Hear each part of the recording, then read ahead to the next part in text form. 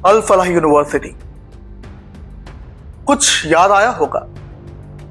याद आया होगा तो ये आया होगा कि जब देश की राजधानी दिल्ली में तेज धमाका हुआ जिसमें कि 15 लोग मारे गए, मासूम मारे गए, उसमें जब जांच हुई तो इस यूनिवर्सिटी का नाम आया।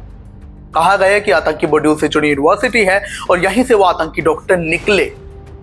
यानी कि एक बड़ी बात है कि यहां पर कोई आतंकी लेबोरेटरी सी बन रही थी क्या? ये तमाम सवाल तब उठे। लेकिन अब हम इस सवाल पर आते हैं कि फिलहाल इस यूनिवर्सिटी का हाल आखिर है क्या? क्या इसकी मान्यता रद्द होगी? आखिर फिलहाल यहां पर क्या चल रहा है, इस रिपोर्ट में आपको बताएंगे। तो नमस्कार, आप देख रहे हैं की दहाड़, मैं हूं आपके साथ होम पांडे। अब देखिए, विडंबना है कि जब देश में श्री माता वैष्णो देवी मेडिकल कॉलेज की मान्यता रद्द हो चुकी है, क्योंकि बीच में बात सामने है कि यहाँ पर 50 मेडिकल सीट हैं जिसमें कि 42 तो मुस्लिम है, जबकि ये माता वैष्णो देवी का जो ट्रस्ट बोर्ड है उसके चंदे से चलता है। हालांकि उसके कुछ ही टाइम बाद जो मेडिकल की एक एसोसिएशन है वो इस यूनिवर्सिटी के एमबीबीएस कोर्स को अमान्य करार कर देती है। ये कहते हैं कि यहाँ पर खराब इंफ्रास्ट्रक्चर है।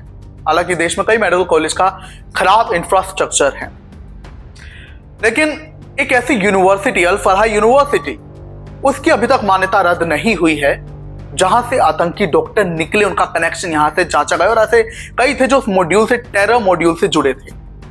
लेकिन फिलहाल इस यूनिवर्सिटी का हाल क्या है?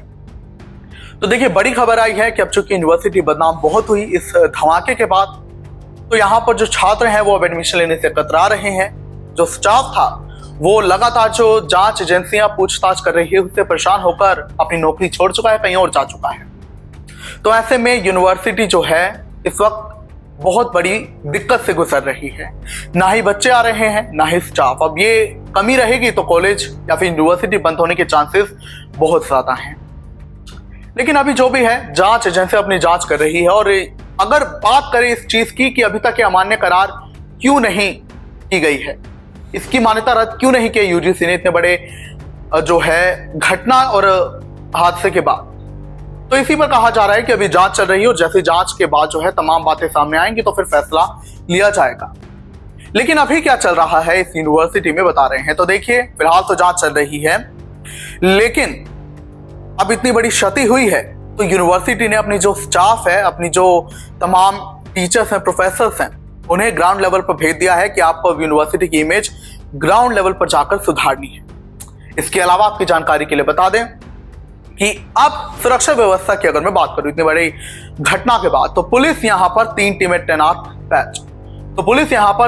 टीमें तैनात कर चुकी है। अब यहां पर जो कोई भी स्टाफ नौकरी करेगा, ज्वाइनिंग करेगा या जो कोई भी छात्र यहां पर एडमिशन लेगा तो उनकी पूरी पुलिस वेरिफिकेशन होगी। यानी कि वो यहां पर एडमिशन लेंगे ऑनलाइन माध्यम से, उसके बाद उन्हें यहां पर बुलाया जाएगा। साथ ही जो जो जानकारी वो रजिस्ट्रेशन में इस यूनिवर्सिटी को देंगे वही जानकारी पुलिस के पास भी रहेगी। और 3 टीमें पुलिस की तैनात की गई हैं जो पूरी प्रॉपर पुलिस वेरिफिकेशन करके इस यूनिवर्सिटी में आगे स्टाफ और छात्रों को आने देंगे। यानी कि उनके भविष्य पर खतरा है, लेकिन घटना भी ऐसी थी कि पुलिस को भी जांच करते रहना होगा ताकि और आगे ऐसी घटना ना हो। इसके अलावा अब चूंकि AIU यानी कि एसोसिएशन ऑफ इंडियन यूनिवर्सिटीज, जब ये घटना हुई थी दिल्ली हमले की जिसमें यूनिवर्सिटी का नाम आया था, तो उसके बाद तत्काल प्रभाव से इस यूनिवर्सिटी की जो सदस्यता थी AIU के लिए वो रद्द कर दी गई थी।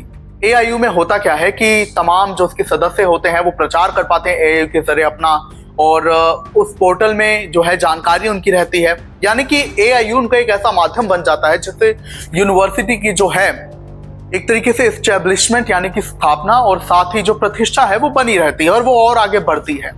लेकिन तत्काल प्रभाव से AIU ने इसकी जो है सदस्यता रद्द कर दी थी।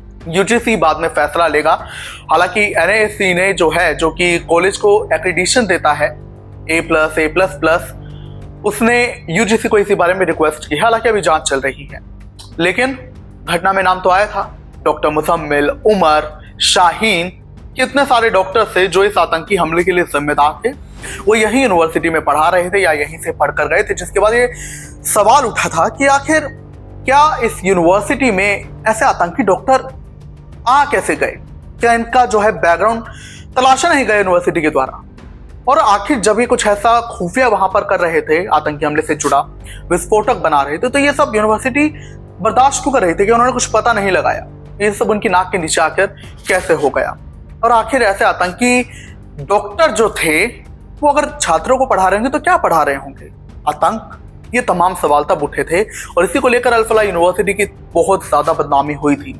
इसकी फंडिंग को लेकर भी तमाम बातें सामने आई थी कि इसे विदेशी फंडिंग मिलती है और इसका जो माइनॉरिटी जो कोटा है और इसकी जो मान्यता इसे प्राप्त है कि ये जो एक माइनॉरिटी का संस्थान है, शिक्षण संस्थान है अल्पसंख्यकों का, तो उसको लेकर भी अब ये जो है टाइटल बरकरार रहे उसको लेकर भी अभी जांच चल रही है और मामला चल रहा है और शायद ये टाइटल इनसे छीन भी सकता है, लेकिन अब जो भी है उसके लिए जांच चल रही है। लेकिन फिलहाल बड़ी खबर यह है कि जब श्री माता वैष्णो देवी मेडिकल कॉलेज की बात सामने आई कि वहां पर मुस्लिम छात्र ज्यादा, हालांकि ये बात थी कि वहां नीट के आधार पर उनका एडमिशन हुआ था और जम्मू कश्मीर का जो स्टेट लॉ है कि वहां पर 80% सीट उनके स्टेट के बच्चों के लिए रिजर्व रहती है, तो इन सब संवैधानिक बातों के बाद भी वहां पर पुअर इंफ्रास्ट्रक्चर के बाद ये बात कही जाती है कि अब यहाँ की जो एमबीबीएस कोर्स की मान्यता है वो रद्द की जाएगी। लेकिन अल